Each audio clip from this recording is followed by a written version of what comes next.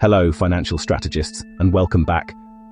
As we navigate the complexities of 2026, there's one fundamental concept that separates those who build lasting wealth from those who stay stuck on the financial treadmill. It's not about how much you earn, or even how much you save, though those are crucial. It's about how you think about money and, more specifically, about the things you own. Today, we're cutting through the noise to discuss the single most powerful distinction in personal finance: the difference between an asset and a liability. As an accountant and business owner for over a decade, I've seen this principle make or break individuals and multi-million-pound companies. This isn't just theory, it's a bedrock truth. And understanding it fully is your ultimate game changer for 2026. Let me tell you a quick, slightly embarrassing story. Back in my early 20s, fresh out of university, I got my first proper job. I felt like I'd made it. The first thing I did, I bought a brand new, shiny car. It was sleek, had all the gadgets, and I felt a huge sense of pride driving it around my hometown in South Wales. I considered it my first big asset. After all, it was mine, right? I owned it. Fast forward a year or two. The shine wore off. The monthly loan payments were relentless. Insurance, road tax, fuel for commuting, servicing. The money was just gushing out of my bank account. And when I finally sold it, it was worth significantly less than what I still owed on the loan. It wasn't putting money in my pocket. It was actively taking it out, month after month, year after year. This is a mistake countless people make, whether it's a fancy car in Manchester or an oversized house in Florida.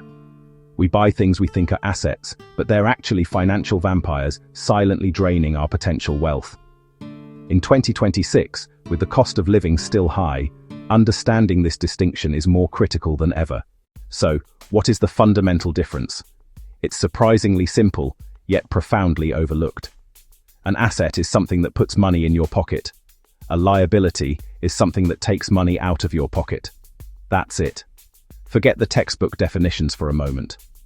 This is the practical, real-world distinction. My shiny car, a liability. My home office setup that allows me to earn income. An asset.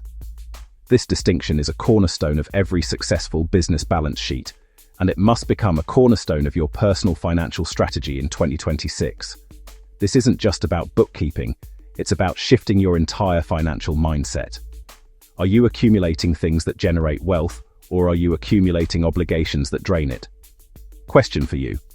Think about something you own right now that you consider valuable. Does it put money into your pocket or take money out? Be honest with yourself and share your thoughts in the comments.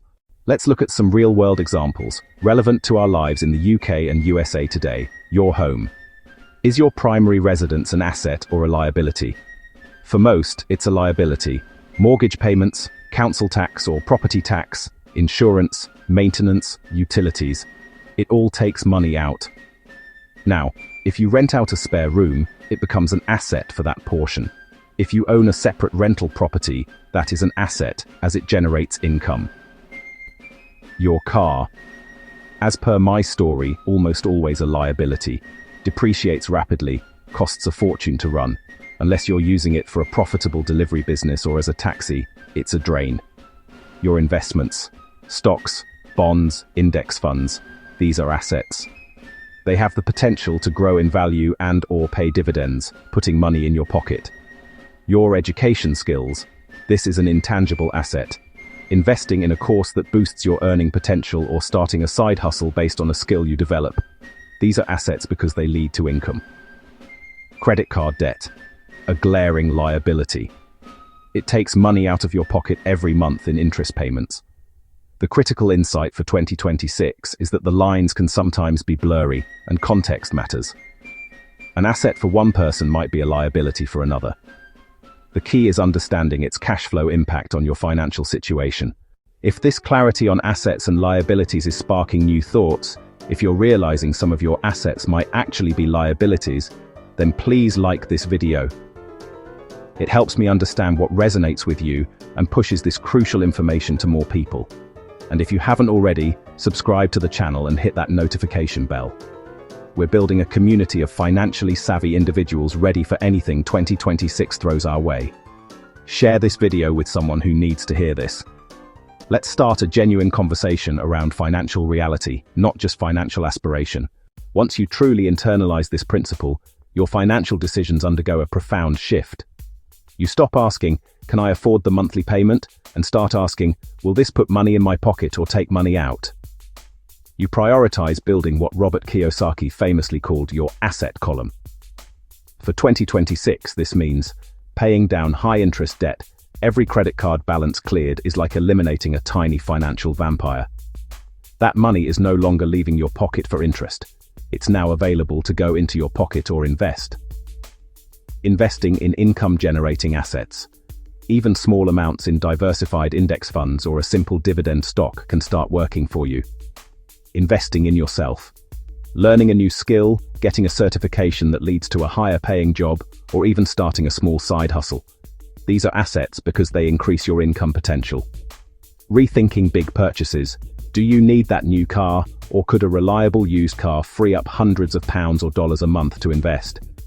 This is about intentionally designing your financial life to create positive cash flow, rather than just reacting to incoming bills.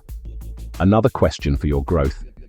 What's one liability in your life right now that you could either eliminate or convert into an asset in 2026? From my advanced accounting background and years in business, I can tell you that understanding this is the first step to true financial freedom. It's what allows businesses to grow, and it's what allows individuals to build wealth. It's not about being cheap, it's about being strategic. It's about being an investor in your own life, not just a consumer.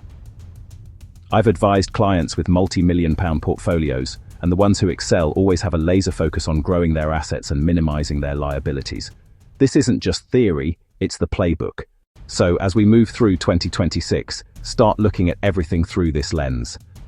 Does it put money in your pocket or take money out? Make intentional choices to tilt the balance in your favor. Now that you understand the difference between assets and liabilities, you're ready for the next critical step. In our next video, we'll dive into the power of the first pound dollar, how to start investing even with small amounts. We'll demystify compound interest and show you exactly how to begin building those assets. It's going to be transformative, so make sure you stay tuned for that video popping up on your screen right now. Thank you for joining me today, and I'll see you in the next one.